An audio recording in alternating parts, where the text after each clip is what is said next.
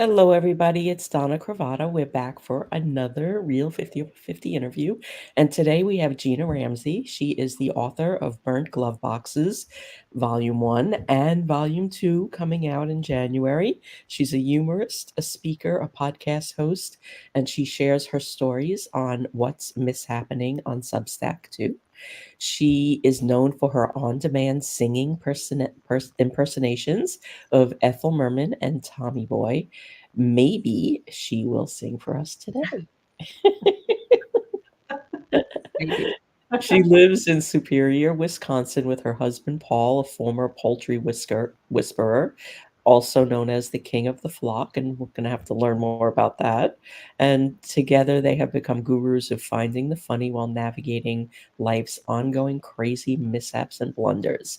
So let's dig in and find the funny with Gina. Welcome. Thank you. Thanks for having me. I appreciate it. So, what made you laugh when you turned 50?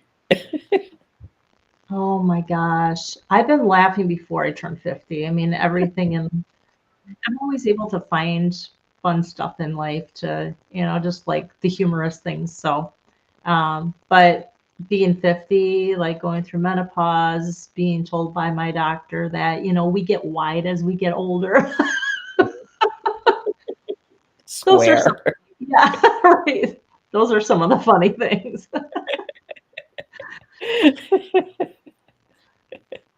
So now your book, it Mhm. has been, I went to your website and I was reading the reviews of your book on your website, and this one really jumped out at me. It's been described as a rollicking collection of improbable but true stories. Can you share some of those? Yeah. Yeah, so I moved to Wisconsin in 1992, and we had some things that happened when we lived in Illinois, but it was almost like we moved to Cheeseland and the whole world opened to us. So, and we have like people have heard the term, some haven't, but which I'm surprised, but there's a term called Murphy's Law, and so Hmm. the concept behind that is if it'll happen to me. And that is what seems to happen in our lives. So my book is full of these scenarios, and and telling people my stories before I wrote the book, they're like, no way could that have happened. And I swear to you, every story in that book is true. I get it. Yeah. I get it. I've had a few of my own. Um, I also saw that you had some stories about renegade turkeys Yes. and an occasional poo-poo bladder. Yeah. Yeah. Can you share about those? Yeah, so the turkey story is one of the most popular in the first book. It's the title is called Poultrygeist, and Mm. my husband decided so we were born and raised in the suburbs of Chicago. So he is not a farmer, but he decided that it would be really cool to get some baby turkeys and raise turkeys. And I was, of course, not on board with this because, like, we just were speaking a little bit ago. I can't even keep a plant alive. And, like, I don't want 40 turkeys at our house. But he was set, he's going to do this. And these things were crazy. And they started, they would attack like, come after myself and the kids. Um, they hated us, but they loved my husband. He was like their mother, like they imprinted on him or something. So they go walking, they'd like take our long driveway, go down to the neighbor's house way down because we lived in the country, and he'd call Paul and say, "Your birds are at my house, come down here and get them." So he'd walk down the driveway to walk down the street, and then the birds would see him and all turn around and single file follow him back to our house. I mean, it was craziness. So, And how long did that go on for? oh my gosh, you know what? I don't even know the timeline on like how long we had them, Donna. Probably a couple of years. I don't know, but what I found interesting is I I was able to find a way to captivate them. And so they were behind their fenced enclosure, and I was walking along the fence and they followed me. And I thought, so I started singing New York, New York to them. And so I sang the first part, start spreading the news, and then I bop my head like this, da, da, da, da, da. And there's these stupid birds, their heads would all bob together, and then I'd run to the other side of the fence, and they'd all follow me. And I sing the next race. I'm leaving today, da, da, da, da, da. And then I'm like, this is fantastic. They hate me, but like now they're mine. And so I'm kicking my legs up, doing the can. The Pied Piper of poultry. It was Um, crazy. so what happened to them? Um, well, Paul ended up, I don't want to give too much out of the book, but he ended up with a pig, and I'm not going to disclose any more of how the pig came about. But the pig landed in the pen with the turkeys, and we had like a little lean-to house thing for him and the turkeys. And I had a girlfriend that told me, like, you can't have a pig in with the turkeys because pigs are carnivores. And I didn't believe her. But what do I Oh, have? I have to go on. I'm not a farmer. so So it turned into a Stephen King book. it did. I mean, I went out, we had these feed buckets for Pig Pig. Pig Pig was the name because I didn't want to give him a name because they say Mm. don't give it a name because you'll never be able to eat it. We weren't able to eat it anyways because we were so tied to him. But yeah, I would come out. I discovered that the pig was killing the turkeys and stuffing them in his feed buckets upside down. So Uh-oh. he was on my side, is how I looked at it. This is what happens when city folk try to farm. I mean, like, you guys obviously didn't watch Green Acres, did you? I did, but I knew by watching I'm not a farmer.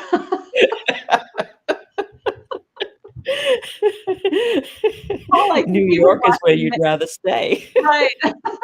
Paul was watching MASH or something. I don't know. That's so funny. So let's talk about your podcast a little bit. That just launched Yeah, pretty recently, right? yeah. In August, actually. Okay, Yeah. and So it's called Laugh Lines and Turbulence. yes, yeah. So I had worked with a woman 30 years ago. I worked with her in the medical field, and when we met, we connected immediately. Um, but through the years, we lost touch, just family and stuff going, dealing with turkeys. And so, yeah, so I found her on LinkedIn and I reconnected with her. And um, I had already had this idea of doing a podcast because I had met such a wonderful lady who had given her whole life to a career in education and then to her family. And she's now painting, and her paintings are just unbelievable. They're just stunning. And but she has macular degeneration and she's losing her sight, of course. And so she said she wants to paint as much as she can. This has always been her dream to do. And I thought, that's what I want to do is I want to focus on women who are 50 and over who are dealing with the funny things of aging, menopause, who are doing amazing things with their lives. And so I hadn't told Debbie this when we reconnected, but she was telling me about how she left a prestigious medical career to become a flight attendant. It was always her dream to be a flight attendant, and people thought she was nuts. Her Mhm. family, they're like, you're leaving insurance, you're leaving retirement, you're leaving all this stuff to what? To run for a dream. And she said, if I don't do it now, I'll never know if I could have ever done it or not. And so I'm doing this for myself. And so, despite the pushback, she did it. And she said, it's really funny. I want to do a podcast. I told my husband I want to do a podcast and I want to focus on women who are doing these types of things, where they're doing their second half of their life and they're seeking their passions and doing all this. She said, so he bought me all this podcast equipment. And I said, well, that's pretty funny because that's the type of podcast I've been wanting to do, but she wanted a partner and I wanted a partner. So yeah, so we've been doing that ever since. It's called Laugh Lines and Turbulence. So laugh lines in relation to my book and turbulence in relation to flying, Mhm. but it's the turbulence in life that we're all navigating and finding the funny in each of those moments. So yeah. There are countless stories. I think you are number 95 of Yeah. these interviews. Yeah. Yeah. Wow. Yes. Yeah, and, I did the same thing. Next week will be 18 years since I left my job, and, when I left, everyone thought I lost my mind Yep. because I was a single parent and, the benefits and the income and, retire all of those things. They were just like, "Are you kidding me?" And I started a virtual business in 2006 when people didn't have virtual businesses, You paved the way. and here I am. Yeah, it's fantastic, when women they everyone has a dream of some sort or some type of passion living inside them.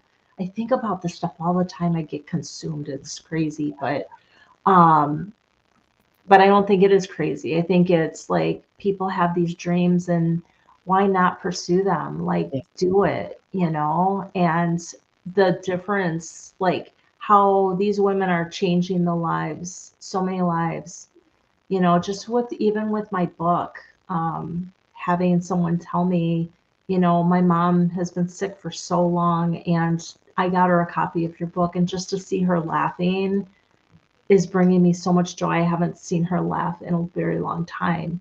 You know, that was my mission of the book was to bring happiness to our mhm, world that's hurting so badly. And mhm. that's always been my mission with the book. But to hear other women's stories and like how seeking and pursuing their dreams is making a difference in the lives of other women is just amazing to me. It really is, and,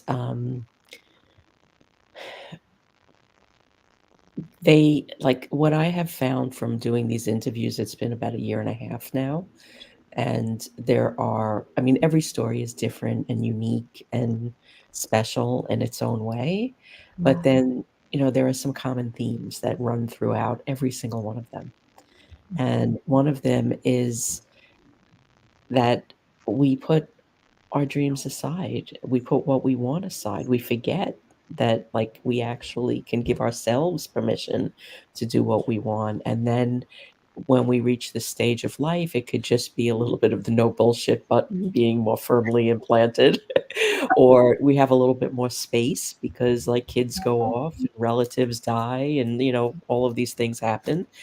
Oh, Um, and, we start to remember all of these parts of ourselves that we put aside for somebody else or something else, or the time that we didn't speak up in a meeting and let somebody else take the credit, or, the time we didn't go to that thing that was gonna further our career because there was a school play, right. and not that there's any regret there, it's just part of life. Yeah, absolutely. And I find too, Donna, that and this was even the case for me. I had said for over 20 years I'm going to write this book. I Mhm. had my chapter titles written out on um, I typed them out. I had it in a folder called burnt glove boxes. So I carried this around with me for 20 years. I told people I'm going to do this one day. Um, but I think many of us fight that imposter syndrome too of, can I really do this? For some, it's, they've been beat down so much emotionally in their lives that they feel like they're not able to do that thing. Yeah. So I think doing a lot of self-care Mhm. and work within is so important to help us to accomplish those dreams as well. Because I started taking a writing class um, with an amazing writing coach, and uh, I wrote one of my stories, and her book is called Your Story Matters. Mhm. And so I was really trying to dig it. Like I had this story coming out of me, and I remembered a really poor experience that I had in junior high school where I read one of my stories, and it was something that was very heartfelt to me. My dad had had a heart attack, had quadruple bypass when I was in eighth grade. And so we had this assignment for English um, to write our story and to read it in front of the class. And so when I'm reading the story, there was a part in it that a bunch of the boys started laughing at me. And, I have people say, well, did the teacher say anything? Well, I don't remember. Like that was eighth grade. All I remember is that feeling in that exact moment where I wanted to crawl under a desk.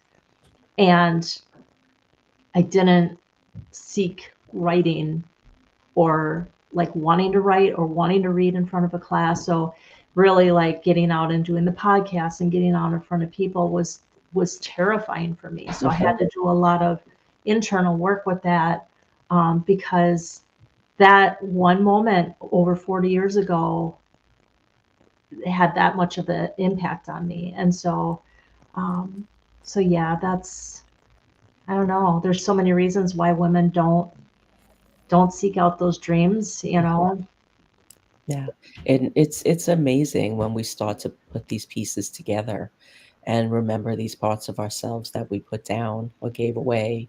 Yes. Um, and that is confidence building because then you start to remember like what one of the things that I recognize because I work with a lot of women that are over the age of 50 and I help with their marketing and their messaging. Mhm. And as they start to put these things together and they're remembering these things that they've done, they have this whole renewed confidence because they're in this space of transformation because Yes. they're leaving those jobs. They're saying no more. I don't want to do this. I can't do this for another day. I want to do this now. Mhm. But that also comes with this badge of everything I've done up to this point is irrelevant. It's garbage. It's crap. It sucks. And you're playing this voice in your head that is only kind of amplifying all of those themes of imposter syndrome. Yeah. But when you start to put these pieces together and you start to acknowledge all of the things that you've accomplished, whether it's professional or personal or, positive or not so positive, whatever, but Yeah. you're just like putting the pieces of your life together in a different way. Yeah. My God, the confidence that these women start to kind of wear Absolutely. as like a coat, you know? It makes me Mhm. think of that song from Dolly Parton. A coat of many colors. Yeah. Yeah. Well, and it's funny, like being able to look at all these things that you did in your past, whether it's career wise or things that have happened to you, those are all things that are paving that way Yeah. to this like amazing outcome. Um, and I think that's so important to look at and live by. I mean, I'm telling my husband now, like I invested a lot of money in college, in my undergraduates in graphic design, and it led nowhere. Like I did not get a position in graphic design. So now the thing is I'm telling him my my college degree is coming in handy now. I'm making all these little graphics and stuff. And had I not had that, I'd be paying someone to do that. Exactly. Exactly. You So would be. I saved us money. It all comes around, doesn't It it? does, it does. Gathering all of your parts. So, okay, so now, can you talk about what the title of your book represents? Burnt Glove Yeah, Boxes? yeah. So we actually had a glove box that burnt up. We had purchased my mom's car from her shortly before she passed, and all these like crazy things were happening in the car, and I swear it was her. Like the radio would randomly just turn off.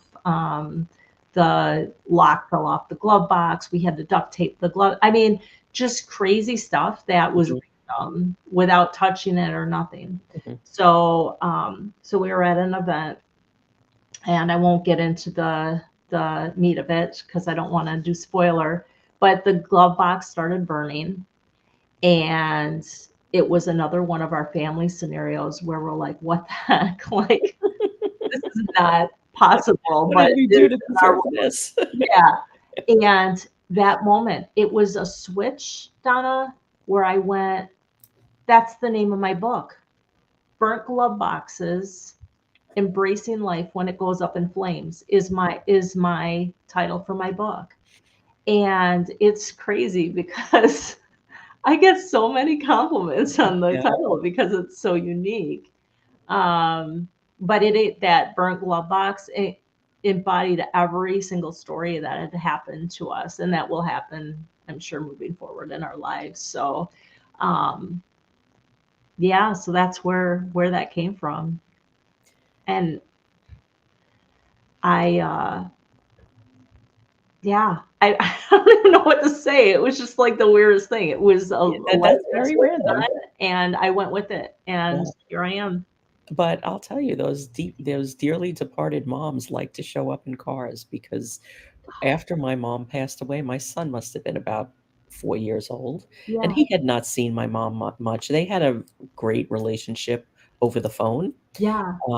This was, like, before Zoom and all of these things, Mhm. but she would send him a box every Friday of just stuff that she bought in the dollar store, and what she would buy him is these old DVDs of, Yeah. like, Superman and Tom and Jerry and Popeye, and she would get the same ones for herself, and they would watch these DVDs, and then they would talk on the phone for hours every Friday night. This was their thing, and, she passed away, and we're in the car, and, he would start getting in the car, and he'd say, "Hi, grandma, how are you?"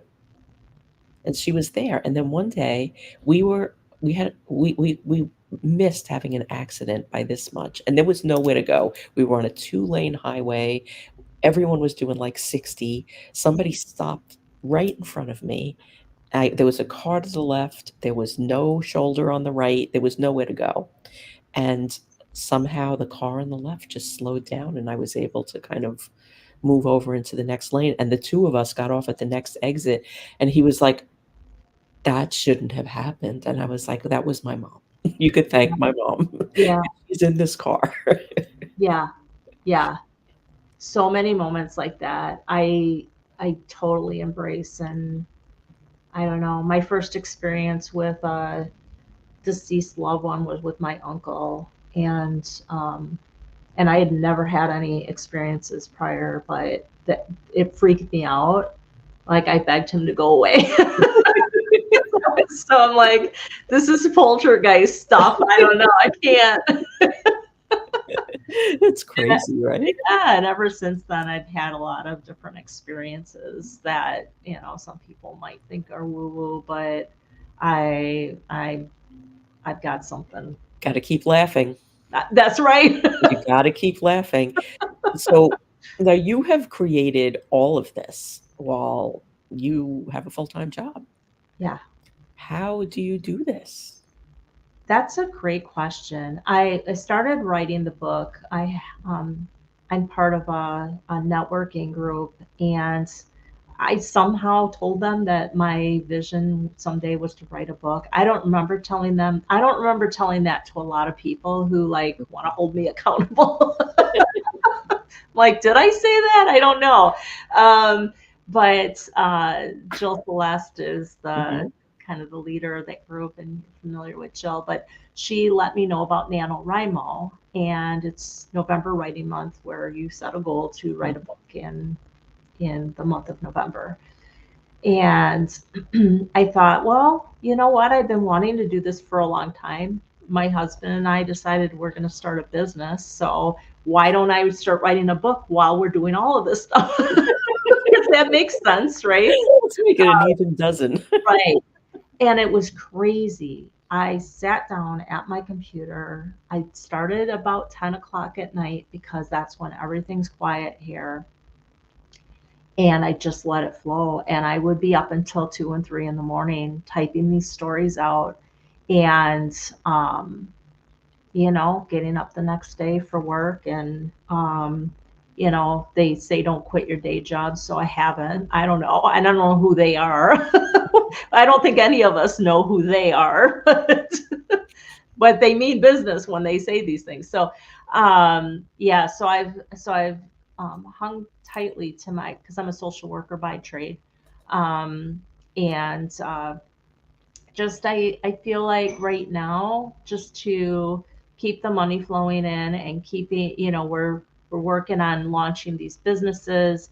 And I truly love helping people. I work with caregivers and helping them to navigate resources and different things like that. And I've been a caregiver almost my whole adult life. And so um, I find a lot of passion in that as well. At some point, one ball will have to drop. Yeah. It But will. It will. managing, It'll. as a business owner, you have to hustle. Anyone who watches Shark Tank, do you watch Shark Tank? Please, yeah, yeah, okay. Anyone who's starting a business or has been operating a business, you hustle, right? You do what it takes to get the job done, whatever job that is, whatever the task it is.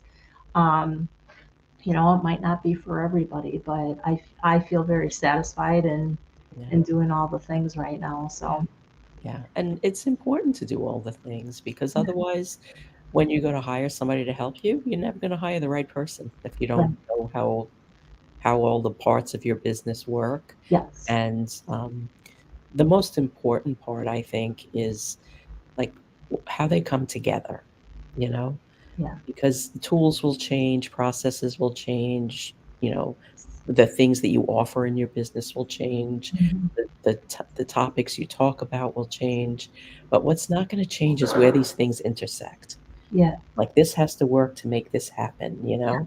And when you really understand that, Yeah. that is when you really start to be able to delegate properly Mhm. and prepare for whatever comes next. Yeah. Absolutely. I totally agree. And there's something about putting yourself into your heart into what you're doing. Um, I think that's the existence of any business. Somebody's heart, their vision, their dream, um, and really investing in that. Hmm. They many call it the mission statement or the vision statement, but that's your heart. That's your what is it that your purpose? Yeah. And that's the thing that um, isn't going to change regardless of what happens in the world of technology. Yeah, And it's the thing that AI will never replace. right. And it's the thing that people hear above the noise. Yes, your story. Yeah. Hmm. It is the story, and it is you telling that story. Yeah, You can't delegate your story. no, absolutely not. Oh, that's so heartfelt. I love that. It is. I just ah. You just can't. And like I've been telling this to people for years, Mhm. and sometimes they don't want to hear it. Yeah, They're looking for an easy way. This isn't easy. This is hard. it is. Hard. It's a lot of work, and you really have to dig in deep. When you asked how do I do it, I dig deep. Yeah. There's evenings where I just like pop my feet up on the couch and sit with my cat, and I watch The Golden Bachelorette, whatever Mhm. Yeah. show. Um, but then there's moments where I have to really, you know, go to the grindstone and really work very hard to get the things done that need to be I done. mean, this is why I quit my job because I realized My original plan was to start my business and keep my job for a year and see what Yeah. happens. Yeah. And 2 weeks into that, I was eating ice cream for dinner at 9 o'clock at night, Mhm. and, that combined with I'm never gonna know my child. Yeah. Just said to the guy behind the counter, "I'm gonna go quit my job tomorrow," and he said, "I don't care." And I did. I quit my job the next day. I never went back and told the ice cream guy, though. What counter was this? It was Carvel Ice Cream in Bedford Hills, That's New York. hilarious. I don't care. Oh. Probably just around this time of year, 8 years, 15 years ago. Um, but yeah, it is a lot, and, like, people will often ask me, like, in interviews and things like that, like, "What would you tell somebody who was just starting a business?" Mhm. And it's always like, "Do what you love, because if you Yeah. don't love it, you're not gonna be able to do it." Yeah. Yeah. That's what I found that my other endeavors I'm involved in right now, I get my federal holidays where I work. Those days are not holidays for me. I'm digging deep into my other stuff, but it doesn't feel like work, No, no. which is really amazing. Such a good feeling and to get all the stuff done, Yeah, yeah. at least for that moment. They got all the other stuff. And then, from when I realized I was gonna be a single parent, Yeah. I was still working in a very demanding job. I Mhm. had 2 sick relatives in opposite directions. I had a small child, Mhm. and I had a house that I hated, that required a lot. Mm. And I just sat down and I made a list of, what actually really needs me I in love this that. all the things I do. I made a list of everything that I did, and then Mhm. I went through that list, and it was like, "Well, what needs to be done by me?" Yeah. And at that point, I started to build my maintenance-free life. Yeah. And I really do like, at this point, my life is very maintenance-free. I Yeah. sold that house pronto, Yeah. Yeah. moved into a condo, and, Mhm. just, do I have to clean? Nope, doesn't have to be me. And, I just went through that whole list, and it kept me sane. Mhm. That ability to downsize and to get rid of the clutter in more ways than one. Yeah, Mhm. yeah, Yeah. and, we have to be really mindful about how we spend Yeah. our time Yeah. because it's the only commodity we don't get any more of. That's right. It's a one and done. Yeah, And that's the real important thing for that my mission and my message for people is that's the thing. You have a one and done. And if you have a dream or a passion, you know, do it. Do it. Figure out a way, set that intention and do it. Um, whether it's you want to travel to your bucket list destination or catch up with an old friend that you haven't, we're not guaranteed tomorrow. no, we are certainly not, Mm, and that's a really good wrap-up point right there. yeah. So I like to end these interviews Mhm, asking for a wisdom bomb, mhm. something quick and actionable that you can leave people with. Yeah. I would say my action bomb would be to, how do I want to say this? The best way to like make your transition and go in a positive direction in life, and I find that this has really been helpful to me, is by waking up each morning and being grateful for at least three things, because that gratitude fills us with positivity, and it sets your day for on a positive note, and going in positive attracts positive. So if you have these dreams and things that you want to do, start attracting that positive. And the best way to do that is starting with yourself and being grateful for the things around you. I love that. Thank you. Mhm. Yeah. So everybody connect with Gina. Her website is here. She's also on the Real 50 Over 50 webpage. Get her Burnt Glove Box book volume 1 now. So it's all read and you're ready to read volume 2 when it comes out in January, Yeah. 2025, January 22nd. 22nd. Mhm. Yeah. And get on her, I'm sure you've got a launch group forming. Yeah. Yep. I will have a launch group forming. If you're interested in being part of my launch team, I would love as many people to purchase the book and recommend it to others. And you can follow my website at GinaRamseyAuthor.com. Yeah, and I bet that'll be fun. Yeah.